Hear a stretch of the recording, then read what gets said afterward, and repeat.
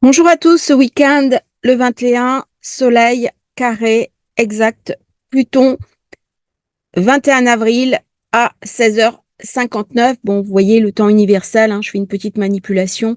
En fait, c'est 2 heures après, c'est-à-dire 18h59 en heure locale. Là, on prend temps universel. Alors, double événement, en fait, deux forces complètement antagonistes avec Jupiter-Uranus, qui se porte très bien, avec Mars, avec Saturne, cette fameuse conjonction qui est l'événement de l'année, qui est hyper positive en taureau, et puis complètement contrebalancée par une force obscure, qui est ce carré Soleil-Pluton, qui vient complètement minorer un petit peu les perspectives Jupiter-Uranus et un peu pourrir l'ambiance. Et on voit bien le monde autour de nous qui est clivé entre, d'une part, tous les spéculateurs qui sont à fond sur les crypto-monnaies, sur la bourse, sur la spéculation financière, et puis d'un autre côté, le complexe euh, militaro-industriel, les tensions géopolitiques, le conflit avec l'Ukraine, l'Iran qui rentre dans la danse avec Israël, euh, on se demande un peu où est-ce qu'on va. Donc ces deux blocs, Russie, Ukraine au nord, Israël, et le conflit commence à se régionaliser, Hezbollah au Liban, il y avait les Houthis en mer Rouge qui étaient déjà rentrés dans la danse, ce qui allait poser de gros problèmes au niveau du trafic maritime, avec un risque de blocage, avec un risque de renchérissement du coût des matières premières, du coût des produits. Qu'est-ce que ça a comme conséquence? Ça peut me sembler très loin, mais quand je vais faire mes courses, je vois bien comment les prix ont augmenté. Je vois bien comment dans mon pays, eh bien, la croissance est en berne. Qui dit croissance en berne, dit problème pour trouver de l'emploi, problème aussi pour avoir un meilleur revenu, une meilleure qualité de vie, parce que mon niveau de vie va baisser. Et donc, c'est l'effet papillon. C'est-à-dire que dans un monde qui est mondialisé, c'est ça que vient me raconter aussi Soleil-Pluton. Je ne peux pas penser uniquement en termes de nationalisme, de régionalisme. C'est-à-dire qu'un battement d'aile à Taïwan va avoir des conséquences en France. Et là, on est sur quelque chose qui est tendu. On est sur quelque chose de tendu et il y a cette prise de conscience qui est divergente. Alors, Soleil-Pluton m'amène toujours une divergence. Il m'amène toujours une rupture. Il m'amène toujours un conflit à l'intérieur de moi. Alors, le Soleil en taureau, c'est le principe de vie. C'est l'idéal. C'est le reflet d'une lumière qui est à l'intérieur de moi. Ça fait penser aussi à Akhenaton, qui était le pharaon égyptien, qui a privilégié l'unique, pardon, contre les anciens dieux euh, totémistes, c'est-à-dire Anubis, Osiris, Isis. Eh bien, il a introduit le culte solaire, qui était le principe même de la vie, le principe même de la lumière. C'est-à-dire, en adorant le soleil, on adore la lumière. Mais la lumière, c'est aussi le principe de réalité. C'est-à-dire, à l'intérieur de moi, le soleil, alors le soleil en taureau, c'est Eros, mais c'est aussi ce que les psychanalystes appellent le moi idéal. C'est-à-dire que dans ce que je vais me renvoyer de moi par rapport à moi ou de moi par rapport aux autres, ça va être une image qui est idéale. Euh, Idéale par rapport à mon rapport au monde, idéal par rapport à ce que je peux faire de moi en termes de progression, idéal en termes d'aspiration. Et là, par rapport au soleil, j'ai deux approches. Soit je rentre dans une approche très narcissique, où c'est un moi très égotique, tout puissant, et là ça renvoie un petit peu au mythe de l'enfance, avec la toute-puissance, c'est-à-dire que l'enfant, à un moment donné, quand il apprend la propreté, eh bien il va découvrir la toute-puissance, et cette toute-puissance, normalement, elle va s'effacer devant d'autres comportements à acquérir. Mais il se trouve que certaines personnes ont un peu strappé cette étape et ils vont garder cette idée de la toute-puissance. C'est-à-dire, on va se rêver l'équivalent d'un dieu. Alors, c'est intéressant de voir cet aspect Soleil-Pluton avec ce qui s'est passé ce week-end à Dubaï, les grandes inondations. C'est-à-dire, parce que j'ai de l'argent, j'ai beaucoup d'argent, c'est les pétromonarchies, eh bien, on construit une ville totalement artificielle sur du sable et on se rêve à l'image des dieux. Et avec le carré Pluton, eh bien, Pluton va me confronter d'une part à ma propre mort, mais d'autre part à mes propres vertiges et peut-être même à mes propres folies. Alors, normalement, on n'attribue pas tellement Pluton à la folie, hein, c'est beaucoup plus Neptune, mais il y a une forme de folie qui peut être une folie meurtrière. Par exemple, chez Mengele, qui avait ce carré Pluton-Soleil, d'une manière très sombre, qui peut amener une forme de vertige de la toute-puissance, où je me sens tellement dans mon pouvoir, je suis tellement imbu du pouvoir que l'on m'a donné, notamment du pouvoir politique, que je vais avoir une forme de droit de vie et de mort sur les autres, dans les zones les plus extrêmes. Bon, heureusement, toutes les personnes qui ont cet aspect-là dans leur thème ne fonctionnent pas ainsi. Il y a des génies comme Léonard de Vinci qui avaient Soleil, carré, Pluton dans leur thème de naissance. Alors, chez Léonard de Vinci, qui était assez amusant, hein, quand on va à Florence, qu'on voit ses sculptures, qu'on voit ses dessins, qu'on voit ses représentations, c'est absolument extraordinaire. Mais Léonard de Vinci ne finissait pas ses œuvres. C'est-à-dire, on lui passait commande, et il avait un côté très sombre dont on ne parle pas. Il empochait l'argent, et il utilisait une partie de l'argent pour mener ses recherches, notamment au niveau, j'ai envie de dire, médecine légale, c'est-à-dire on découpait les cadavres, on allait acheter des cadavres, et on faisait de la vivisection sur les cadavres pour voir comment était agencé l'intérieur humain, c'est-à-dire les muscles, les os, le système nerveux, et c'était des écorchés. Et en fait, c'est comme ça que la médecine a progressé, grâce à ces planches, grâce à ces études anatomiques faites en cachette par les artistes. Alors, bien entendu, à l'époque, si on remet ça dans le contexte, c'était vraiment prohibé par l'Église. Et on se retrouve dans une contradiction à l'époque de Léonard de Vinci, où il vendait ses œuvres à l'Église, des tableaux magnifiques, des commandes prestigieuses, ce qui était reconnu à l'époque comme un maître, et en même temps, il découpait les cadavres. Et l'argent des fois de l'Église servait à découper des cadavres. Donc, on voit bien là, il y a quand même quelque chose d'ambivalent. Et puis il y avait une autre ambivalence, c'est que Léonard de Vinci, on le voit, la Joconde, quelque chose d'assez, de très artiste, mais c'est aussi toutes les machines. C'est aussi sa capacité à imaginer des machines de guerre. Ce qui a préfiguré, par exemple, les guerres modernes, avec les tanks, les chars d'assaut. Et quand vous allez visiter un musée Léonard de Vinci, vous êtes stupéfait. Il avait tout inventé, il avait tout trouvé. Le scaphandre, les ailes volantes, l'aviation, ce que je ne savais pas, les ascenseurs. Et ce qui manquait à Léonard de Vinci, eh bien, c'est l'énergie moderne. Et ça préfigurait véritablement le monde actuel, alors qu'on était à la Renaissance. Alors, le Soleil, qui est principe de vie, vient me raconter, lorsqu'il est confronté à Pluton, la dualité.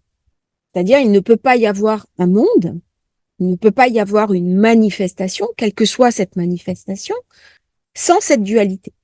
C'est-à-dire une économie, à des moments, elle est prospère, et puis à des moments, elle est en récession.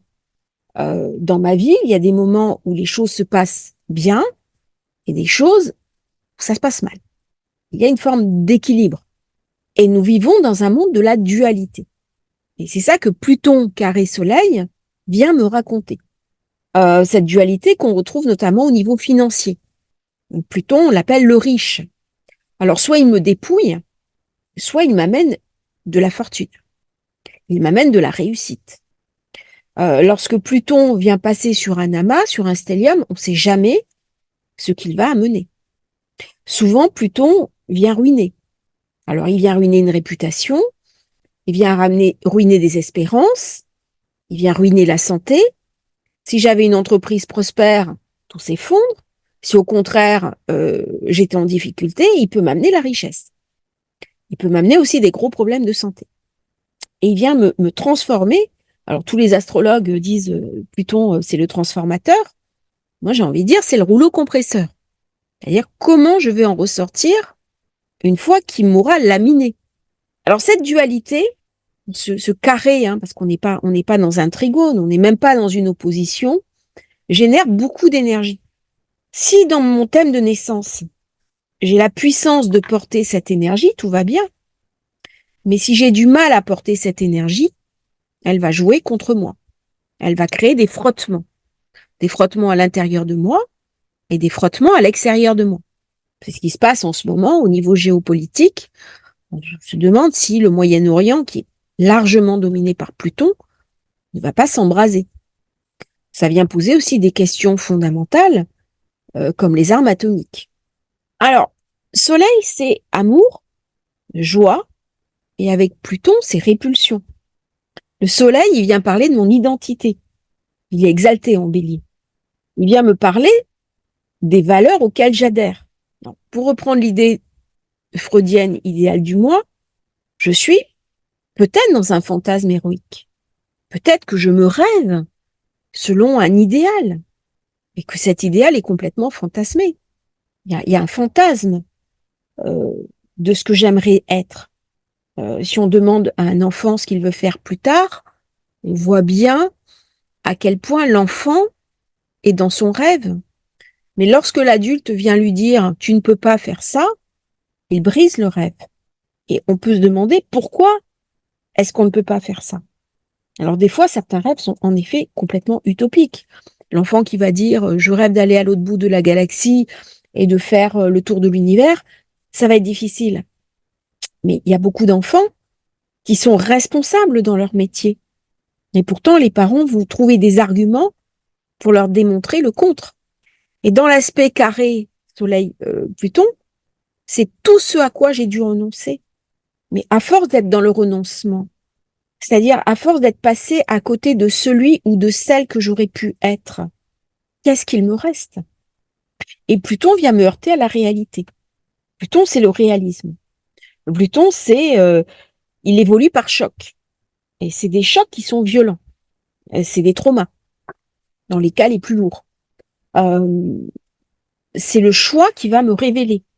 C'est le choc qui va me faire évoluer. Et ce carré, eh bien, c'est une confrontation, un conflit entre deux forces contraires, l'une qui est portée par la lumière et l'autre qui est portée par l'ombre. C'est-à-dire, qu'est-ce que je vais privilégier dans ma vie? La lumière qui m'habite ou l'ombre qui m'habite? Pluton, c'est le dieu des enfers.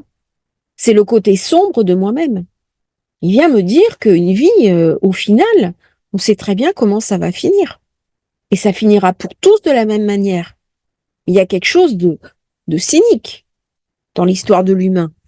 Il y a une désespérance. Il va me dire plutôt tout ça pour ça.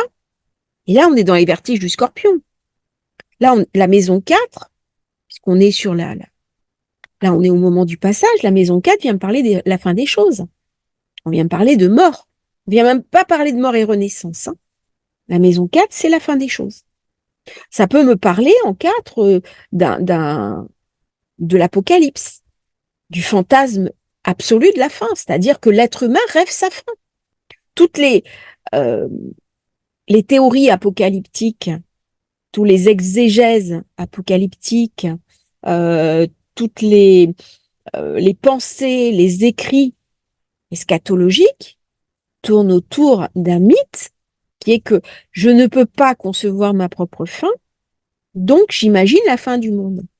Mais cet apocalypse, beaucoup ont dit que l'apocalypse était arrivé quand il y a eu la perte de Jérusalem, quand il y a eu la Première Guerre mondiale, quand il y a eu la Deuxième Guerre mondiale. L'histoire du monde est malheureusement peuplée d'instants abominables. Ce qui change par rapport au passé, c'est que nous avons capacité à nous autodétruire. C'est-à-dire qu'au jour d'aujourd'hui, on a une horloge, marque le temps, et on nous dit on est quelques instants avant une forme de fin.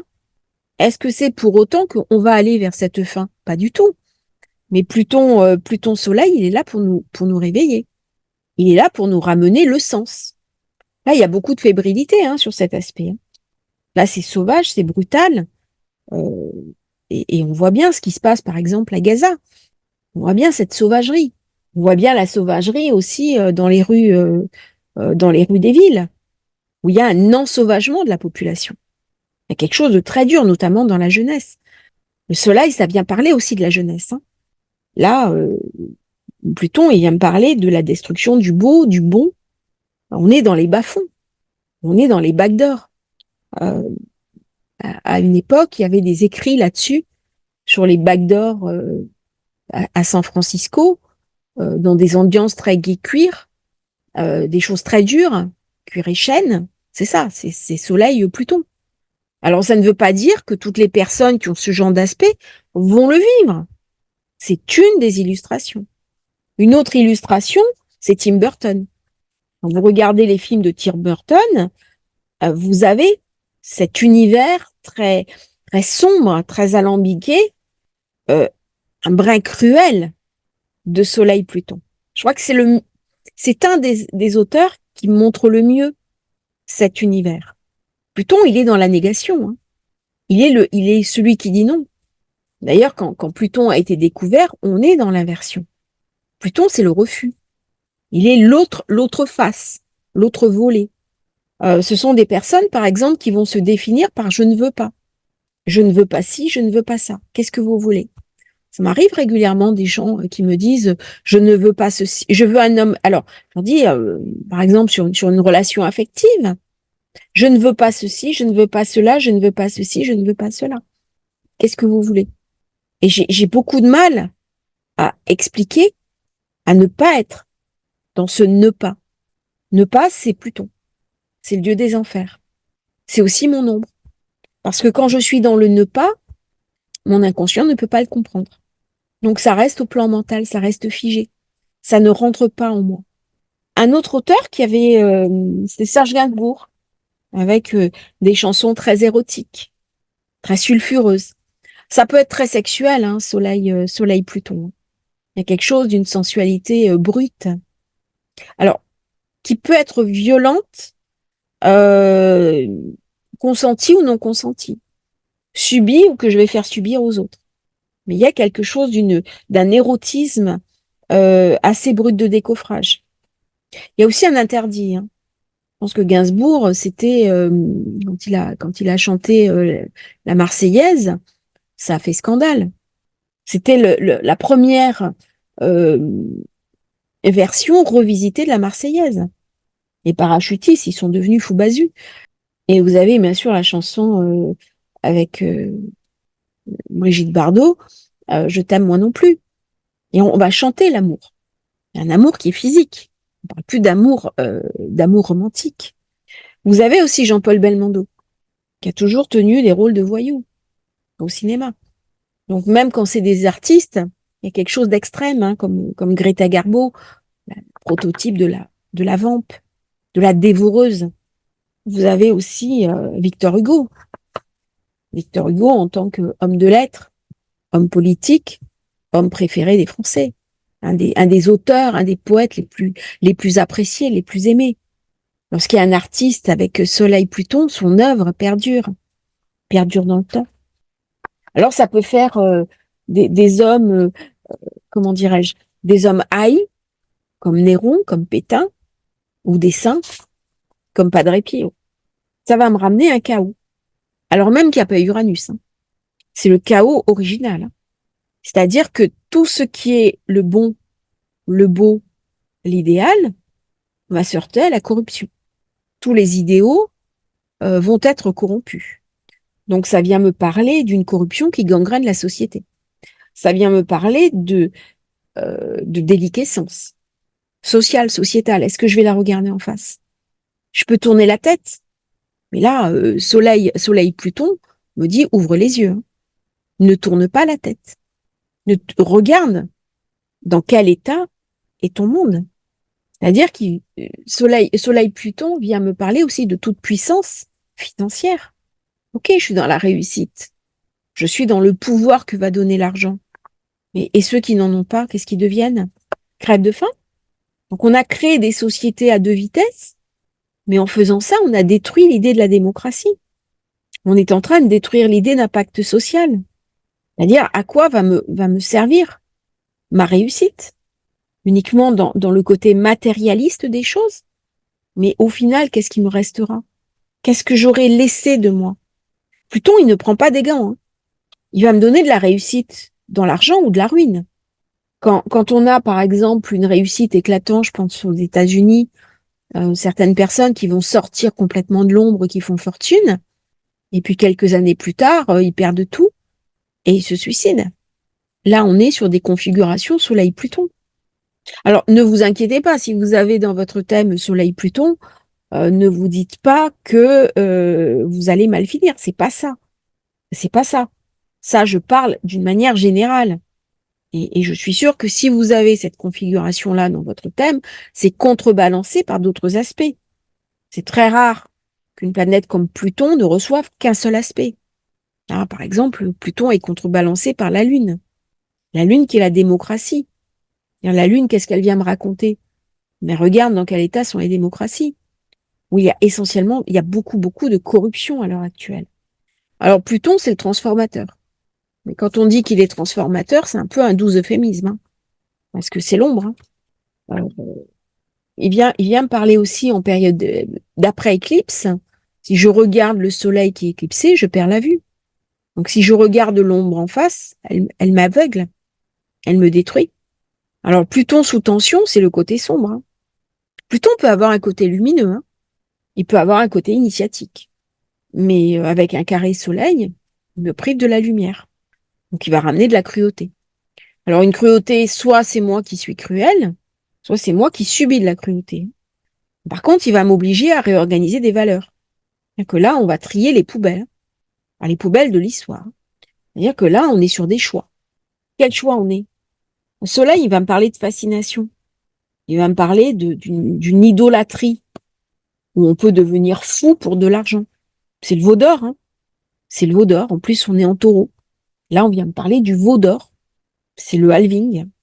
Les gens deviennent complètement fous. Ils obscurcissent complètement la raison. Là, on est sur un soleil qui va tout brûler. Mais il va brûler aussi les fondamentaux de la société. Le carré, c'est l'aspect le plus puissant. Hein. Alors, soit j'arrive à l'intégrer. Alors, au début, ça va jouer, ça va faire du frottement à l'intérieur. Et puis après, parce que j'ai assez travaillé sur moi, je peux l'intégrer. Donc, je peux utiliser cette puissance. C'est une puissance qui est atomique. Soit je peux me faire dévorer complètement par ce carré et ça va engendrer un déchaînement de violence. Si on regarde bien les actualités en ce moment, moi, je les trouve hyper violentes. C'est hyper violent ce qui se passe. Les tensions actuelles, elles sont hallucinantes. Il y a quelque chose d'extrême. Et ce carré Soleil-Pluton, il vient me parler de tout ce que je vais devoir perdre si je ne prends pas les bonnes décisions. C'est-à-dire que si on continue dans cette espèce d'escalade, dans cette espèce de folie, à un moment donné, les ténèbres vont me submerger. On est dans la toute-puissance. Hein. Il y a quelque chose de sadique dans cet aspect. Alors, ça va que Pluton on reçoit quand même un bel aspect de Neptune, bel aspect de la Lune. Mais Soleil-Pluton, ça me fait toujours penser à ce livre qui était le portrait de Dorian Gray. Alors, le portrait de Dorian Gray, c'était un jeune dandy qui était très beau et qui était profondément corrompu. Et il avait fait faire son portrait. Et à un moment donné, c'est le portrait qui va s'enlaidir et qui va porter toute sa méchanceté, toute sa noirceur, tous ses vices. Mais au-delà du vice, c'est toutes ces corruptions mentales. Et cet aspect Soleil-Pluton, il vient me parler de mes lâchetés, il vient me parler de ma souffrance, de ma douleur, il vient me parler aussi de ce qui minore ma lumière et des choix à faire. Des choix à faire peut-être parce qu'actuellement, on est en train de sacrifier des choses qui sont fondamentales au profit de choses qui sont de l'ordre de l'instantané. C'est un moment pour poser un regard, peut-être sans concession sur soi, pour savoir ce que je dois jeter de ma vie et ce que je dois impérativement garder. Alors, Pluton, dans ses qualités, il m'amène aussi à détruire des limites que je me suis posées. Peut avoir un côté libérateur, a fortiori en Verseau. C'est-à-dire que si je me suis mis dans un carcan trop rigide, ben, je vais être peut-être invitée à détruire tout ça. Et mon inconscient va m'amener à le détruire. C'est-à-dire que là, dans la 4 et la 7, c'est aussi ma relation aux autres, au couple, qui peut être endommagée. Peut-être ma vision du couple. Le fantasme du prince charmant ou de la princesse charmante, là, on s'aperçoit que, en fait, je m'endors avec un prince charmant et je me réveille avec un pervers narcissique. Quand j'ai ce genre de configuration chez moi, je peux facilement me faire abuser. Je peux confondre Gandalf avec un mage noir. Je peux confondre ce que je veux et en fait m'apercevoir que j'ai été le jouet de forces obscures qui m'habitent inconsciemment. Là, je suis dans les grands sabotages de ma vie. On a tous des comportements de sabotage. On a tous des comportements où on s'est dit mais pourquoi j'ai agi comme ça et pas autrement. Soleil Pluton, il vient m'amener un choix. Alors c'est très intéressant avec cette configuration Jupiter-Uranus qui tombe en maison 8. Donc il tombe au service de Pluton. Alors déjà Pluton a été la guest star pour cette pleine lune, mais là avec ce carré Soleil-Pluton, ça me ramène euh, une capacité à détruire, une capacité à désagréger, une capacité à corrompre qui est énorme. Alors au niveau géopolitique, tout ce qui est Pluton, bien sûr, c'est Moyen-Orient, hein, c'est les forces de l'intégrisme aussi, c'est aussi les gouvernements corrompus. Je pense qu'on va entendre beaucoup, beaucoup parler de corruption dans les temps qui viennent. Il va y avoir des scandales de corruption, des scandales qui vont tourner aussi autour de l'atome. Les vigilances, elles sont pas prises actuellement au niveau atomique. Hein. Et on est en train de danser au bord du précipice. Hein. Et là, Soleil-Pluton vient me montrer le jeu dangereux que je mène. Alors, avec la pleine lune, ce qui est positif, c'est que la pleine lune, elle vient me montrer tout ça. Elle vient me dire quand j'exagère. Alors, aussi bien personnellement que collectivement. Là, on est sur un abus, on est sur une corruption. Et donc, si je le vois, je peux modifier tout ça et je peux le remettre en question. C'est une prise de conscience. Hein. Soleil-Pluton, c'est une prise de conscience. Euh, Est-ce que ça va jouer uniquement à titre intérieur? Je crois pas. Je crois pas. Euh, Ça joue en nombre de morts. Ça joue dans la peur qu'ont les gens de sortir dans la rue. Ça joue sur le côté violent de la société. Une grosse violence. Hein. Une grosse violence qui n'est pas du tout prise en compte par les politiques. Et les gens subissent. Ça vient me parler de cet ensauvagement. Hein. Mais c'est un ensauvagement qui est au-delà des hordes, au-delà des phénomènes de deal.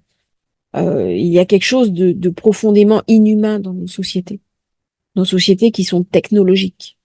Et on prend plus en question l'être dans sa dimension spirituelle, dans son humanisme et dans sa sensibilité. J'espère que cette vidéo vous aura intéressé. N'hésitez pas à liker, à vous abonner à la chaîne. Si vous souhaitez commander votre thème de naissance, votre révolution solaire, vous avez le lien dans la description. Et à bientôt pour un nouveau partage sur Astrologie Facile. Et merci de commenter, de me donner un peu votre avis, votre retour. Je lis souvent les commentaires, je n'ai pas toujours le temps d'y répondre. Merci à vous, merci de commenter, j'apprécie énormément. Bonne semaine à tous et bon carré Soleil Pluton.